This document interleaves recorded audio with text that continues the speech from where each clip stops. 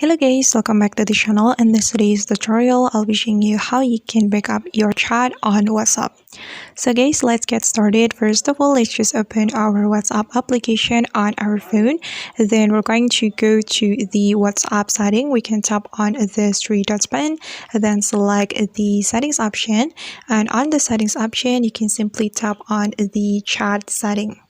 Okay, and after that, you can click on the chat backup right here. And you're going to click on backup. And before you back up this chat, you can select the account that you want to back up your chat to. You can select your Google account right here. And you can also schedule the chat backup. You can tap on the backup to Google Drive right here. And for me, I'm going to go with monthly. So my WhatsApp chat will be backed up automatically every month. Alright guys, and that's how we can back up our chat on WhatsApp. I hope this tutorial will be helpful for you. Thank you so much for watching. If you found this tutorial useful, don't forget to hit the like button, leave your comments, and also subscribe to this channel. See you on the next video.